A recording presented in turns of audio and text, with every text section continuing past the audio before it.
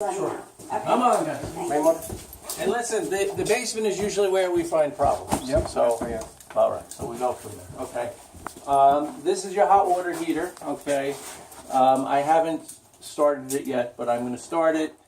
If it works, it works. And then I'll get you the date. They normally last about 10 or 12 years. Relatively inexpensive to change. This is a 40-gallon. You guys have any kids? Yes. How many? One Girl? Boy. boy. Boy. Okay. So, if it was a girl, you might have a bigger hot water heater. A teenage girl. yeah. Teenage girl, yes. I have one of those at home. And her brothers are just as bad. So I'll get you the date on that. To replace this is like a $1,500 or less item. So it's not a big ticket item. And they normally last about 10 or 12 years. Okay, so I'll get you the date on this. Now, we have a couple issues with your wiring. Okay, and I'll start right here. So this house is like 1920 or 10. I think it's 1915. Okay, so in 1915, this was high tech. This is called a knob, and then you have electrical wires, and then where it goes through a piece of wood is a tube. So when somebody says knob and tube wiring, that's what you have. So you have that here. You have some over here. Okay, where else did I just see it? I saw it someplace else. You have some here. Okay. So that leads us to, you have two issues here. Okay. You have so this is your main panel coming in. So this is the main power from the street coming into here. And then it feeds into these. So these are both Federal Pacific panels, okay, the sub-panels. You will have a very hard time getting homeowners insurance with these panels, okay, because the company was based in Newark, went out of business because they failed so much that they got sued right out of business, okay. So that's those two, and then here, you have, this looks like out of a monster movie. Okay, that's a fuse. So this is an antiquated system as well. So in my report, that's going to, fail. This is going to fail. These because they're a safety issue. This because it's antiquated. So this might be original equipment to the house. As far as that. So what would happen in this case?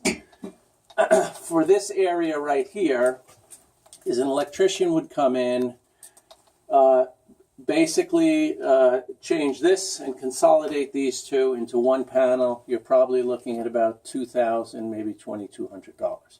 And then you have a panel that's safe for the rest of the house. As far as the wiring is, okay, so this is live. Okay, so this should also be changed, okay? Any of that is live. So what an electrician is going to do, and I'm not an electrician, is he's going to come in and trace any of the wires that are the old knob and tube, okay? Because when this house was built, and I'll just say 1910, you had the radio, you might have had a fan, and you had one light bulb. And today we have microwaves, air conditioners, etc., etc., etc. So what happens is it overloads the wiring. And then in the last 100 years, a lot of people who are not electricians have tapped into that wiring, so it's a safety issue. So there's going to be a big ticket number on the wiring in this house. So, and that is going to cost you more than, this is relatively simple. The other stuff is like a time and material type thing where, they'll give you a good round figure, but then it's really going to depend on what, how long it takes them. Okay.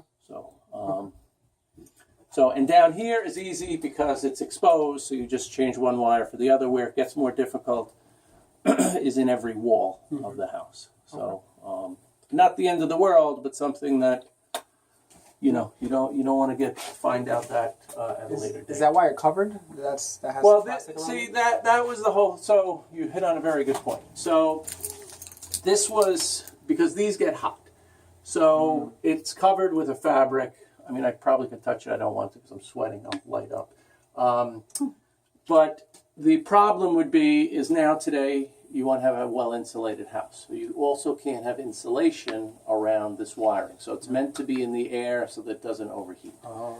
So that's another reason why you'd like to get rid of it is because you probably want to upgrade the insulation in the house. Okay, as so well. that's fabric, not plastic? No, or there was no 1910. There was no such thing as plastic. Okay, so that's the problem.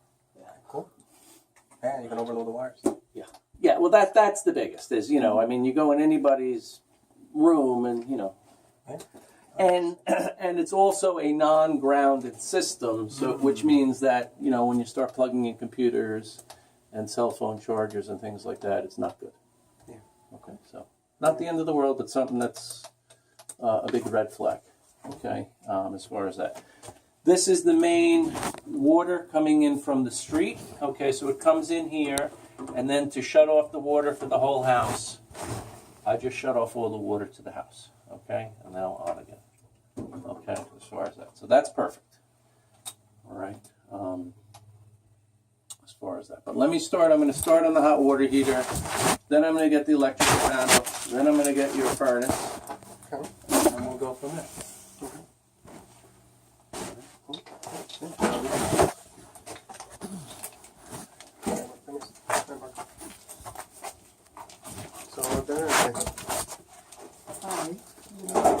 So dice que en el 1915 esos cables eran modernos, pero ahora el problema de esos cables es que no aguanta mucho y tiene fábrica alrededor en vez de plástico, eso se pueden calentar.